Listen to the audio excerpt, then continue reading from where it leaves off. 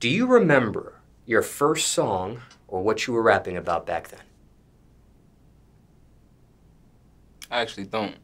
I wrote a lot of songs. Do you remember what age you started? Rough estimate. 7, 6. As soon as I learned how to speak English. Do you remember what your first recording setup looked like back then?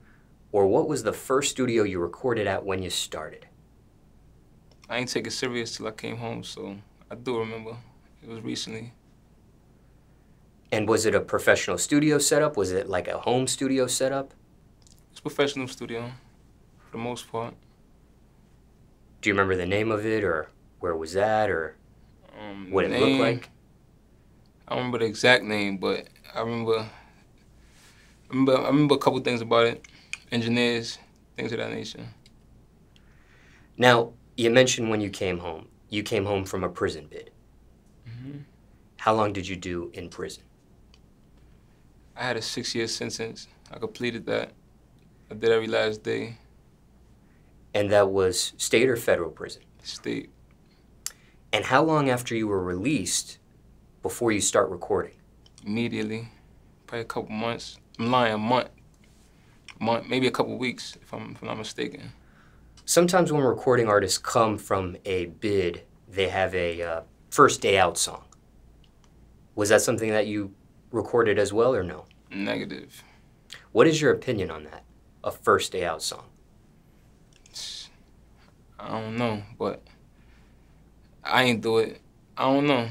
I had other things in mind on my first day out. Being your first time in the recording studio after doing that bid, were you nervous at all? Absolutely not. That's what I do. For time reference, it's June 2021 now.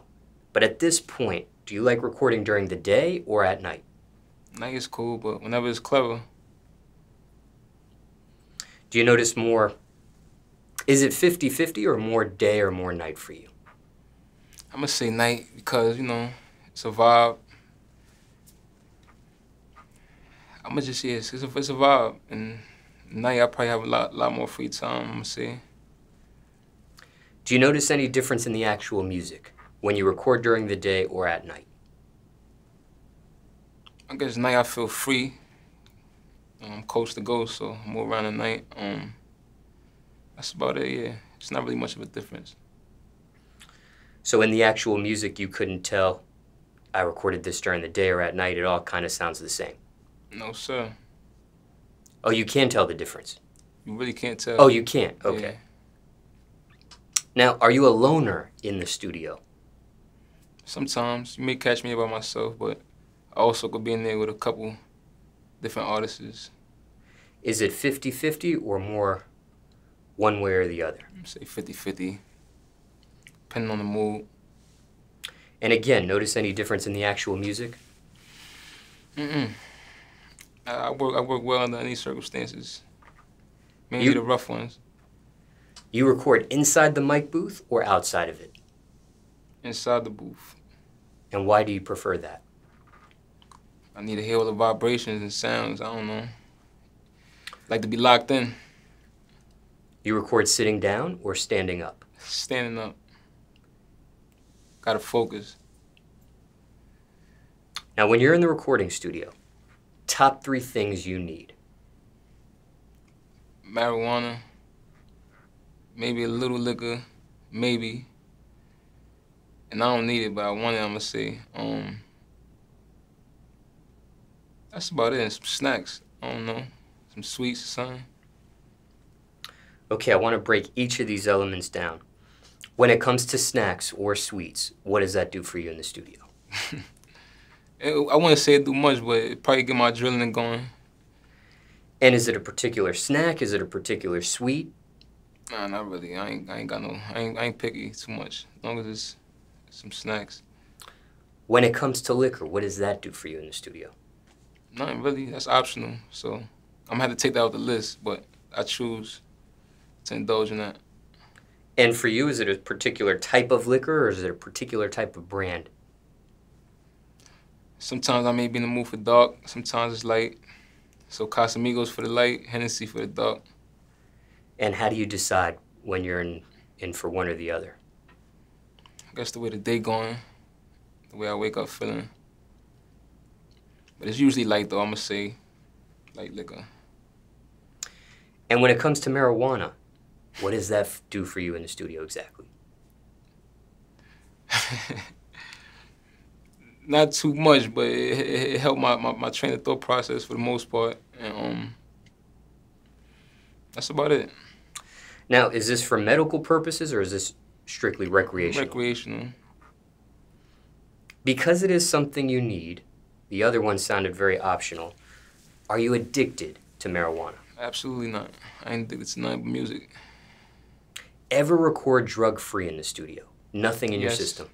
Definitely, absolutely. Do you notice any difference in your music, high versus drug-free? When I'm not smoking, I'll probably be the most intellectual rapper that you ever heard. So I'm gonna have to ask the fans what they want.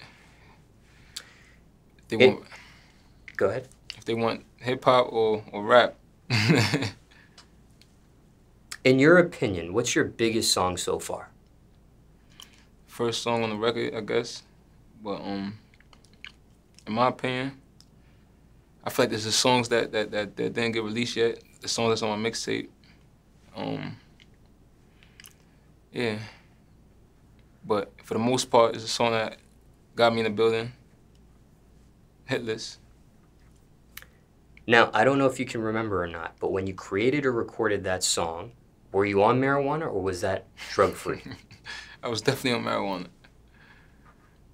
How you know?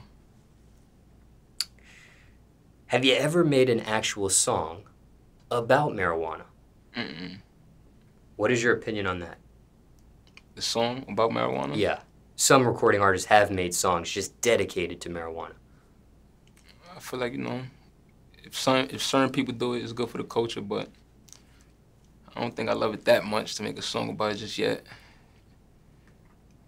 And one more question when it comes to marijuana, because you did say it's kind of up to the fans what they want, whether they want the intellectual side of you or the other side.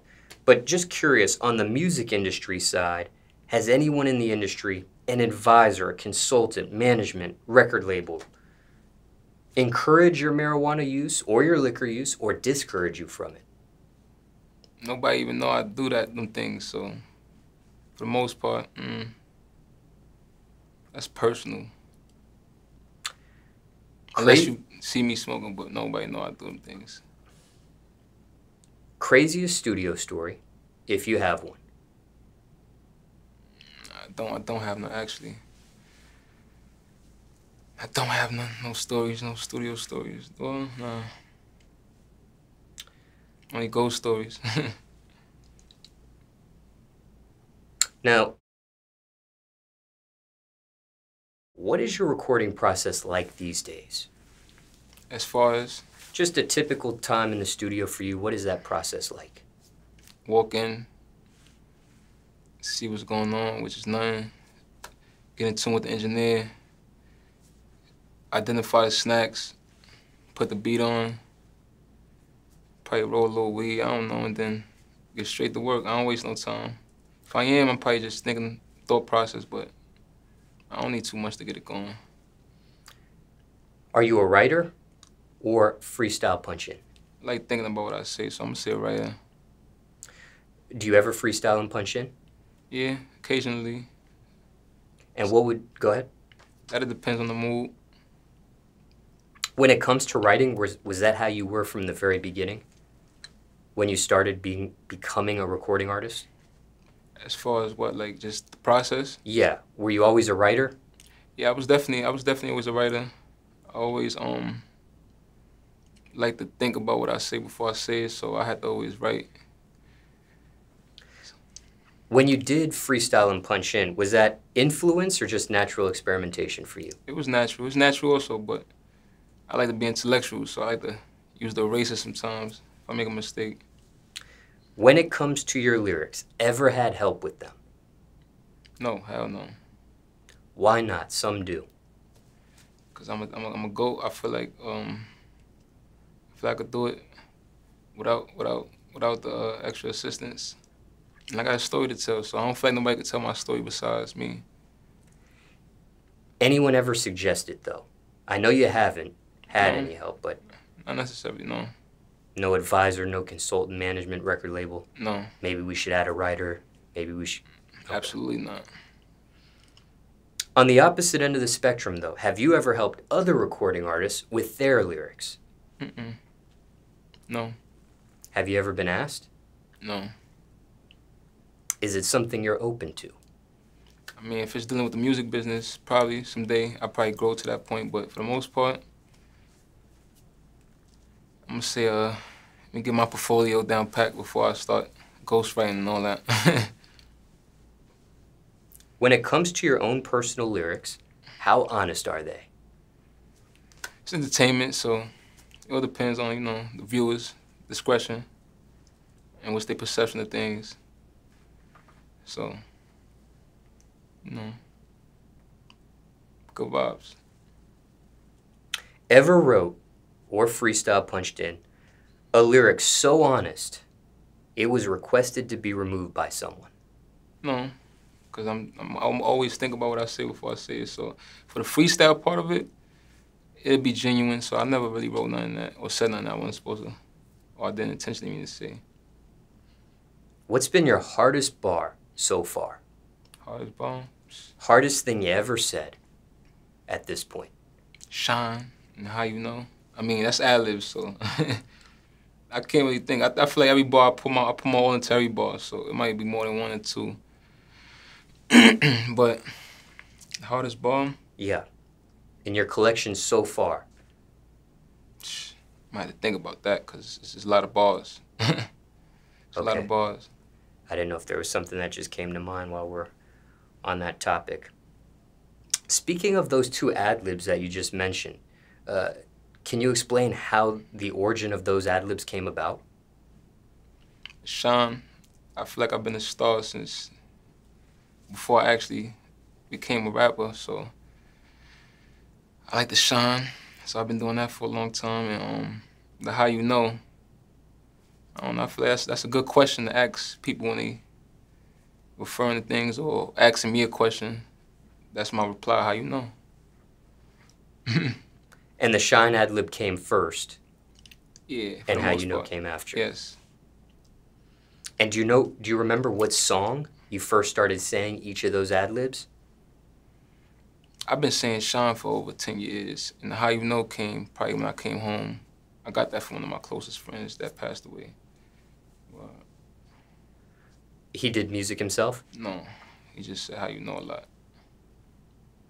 From start to finish, what's the average length of time you spend creating a song?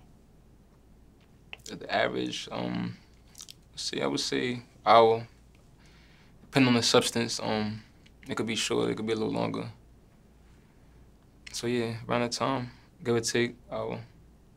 Because you are a writer, sometimes when you get stuck on an idea, stuck on a thought, they refer to that as writer's block. How do you cope with that if that happens to you? Take a pull of the blunt, I don't know. That normally doesn't happen unless I'm probably outside the studio, but whenever I'm in the studio, it's good spirits, positive vibes, and I'm always ready to work. Has there ever been a song you worked on, you wrote, stopped because of writer's block, tucked it away, and then ended up finishing it at another given point in time? Yeah, I think definitely. I think I got a song or two like that.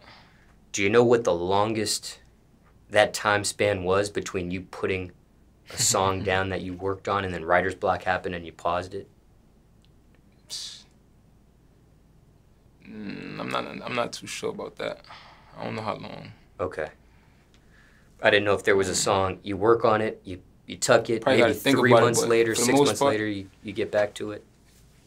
Nah, I don't go that long with tucking the song. I'll probably finish it before 3 months.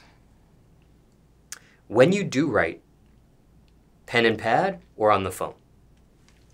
We could go old school pen and pad, but I prefer the phone for the most part. Ever lost lyrics on the pad or on the phone?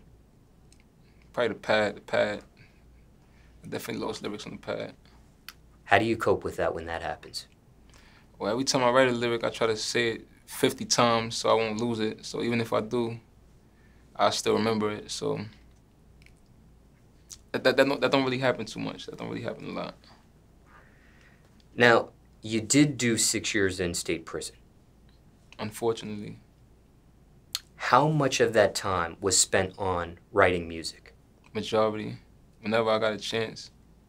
Whenever I'm in a cell, on lockdown or something, or going to court and I just don't got nothing else to do, I just write music.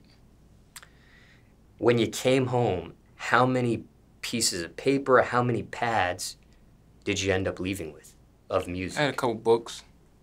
Couple composition notebooks. Did you end up using any of those lyrics that you wrote while you were locked up in the free world? Unfortunately, not yet. Why not? I know sometimes people do dive in back into those lyrics, and some people don't. I feel like I had to, experience life and find new things to talk about, just to build chapters and different, different levels. Do you still have those composition notebooks somewhere still today? They're probably somewhere tucked for emergency. Have you ever gotten emotional creating or recording a song? Depending on the substance of the song or whatever I'm talking about, yeah, it happens occasionally. To the point where you shed a tear? Nah, I ain't shed a tear over a song in a little minute. Probably, nah, I don't get that serious. Shed a tear, probably goosebumps, chills, yeah, like that, but not the tears. What's a song you can remember that did that to you? Majority of my songs, as I'm writing it, I get the goosebumps, and that's when I know the people gonna like it. How about after it's recorded? Do you still get those goosebumps, or is it more so the creating process for you? It'll be the creating process, but sometimes after I write it and I hear how I'm sounding, it's like, oh, all right, I'm working. Have you ended up performing any of those songs you had goosebumps to? Not yet. And the reason why I'm asking, I'm wondering what that feeling like is when you do perform one of those type of songs. I guess it'll feel marvelous, but due to COVID-19, we wasn't really able to address those issues yet. So maybe in the next interview, I'll ask you that question and see what the results are. When it comes to those songs that have given you goosebumps, has it ever been a song where it was just too much to even complete or finish? No, for the most part, no. The goosebumps is not a bad thing, though. The goosebumps is a good thing. It's a vibe, it's vibes. So, don't look at the goosebumps like it's something wrong. It's a good thing. That means it's a hit in progress. And I know we talked a lot of different details here. I can't remember if I asked you this or not, but did you name any of those songs that gave you goosebumps or that feeling there? Did I name it? Yeah. Like what you mean as far as... In this interview? I can't remember if you mentioned Can I name it? Yeah. Oh, nah, I really don't know. Remember the songs that gave me goosebumps, but majority I'm gonna say because you did say majority, yeah. Yeah, I make sure I put the right dynamics that give me goosebumps in the song. Now, when I first initially asked you this question, I said, "What's your recording process like?" You mentioned beats, right? Mm-hmm. When it comes to producers, you find them or they reach out to you? Both. So I'm gonna say a little bit of both. Some songs I did, producers reached out to me, and sometimes I probably went through my email and saw some beats and decided that I like a beat. Which do you prefer? When producers come to you, or you find something you like, or you reach out to a producer you want to work with? I guess they could just send them in. That's how I found the beats that got me to where we at currently. So they could just send them in. I'm saying whenever I have time, I go through the beats just to find a vibe and try to find the next. When it comes to beats, do you prefer a producer cooking something up from scratch for you, or do you like to sift through a folder of beats? I guess it all depends. Like Ghost Stories, I shipped it through the folder, but for the album, I probably sit down with a couple producers and really catch a vibe so they can understand my sound, get a little more creative. How long do you have to listen to a beat before you know it's the right one for you or not? Immediately. Once I get the goosebumps, that means it's time to go. Have you ever passed on a beat for whatever reason and it ended up becoming a bigger song for someone else?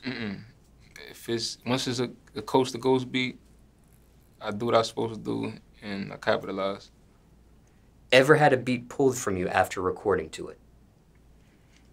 Not too sure. Maybe, but I can't recall it.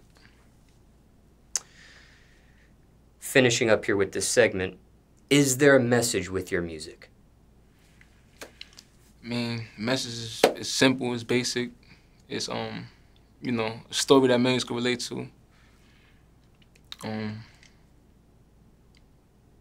You know, not letting the past or your history determine where you're going or where your future's heading. And just, you know, staying positive. Who is your music for? For the people, everybody. I mean, you know, the mass majority. People that's going through what I'm going through or seen what I've seen or could relate. Urban community, you know. I guess we're gonna make stuff for other people as we go on, but my music is for the bottom of the totem pole. Is there an age minimum to listen to your music? I wouldn't recommend, you know, I wouldn't recommend too young. I recommend kids learning their ABCs before they listen to my music, but nah, it's my music is a learning experience, I feel like, within itself, so I feel like anybody, you might have a 6-year-old dancing to Gooey Sauce or a 34-year-old listening to Meditate, so it varies. It varies. Has 6 years old been the youngest you've seen? Probably younger than that. Probably 3. And is 34 the oldest you've seen? Probably older than that. That was just an example, but definitely probably older than that.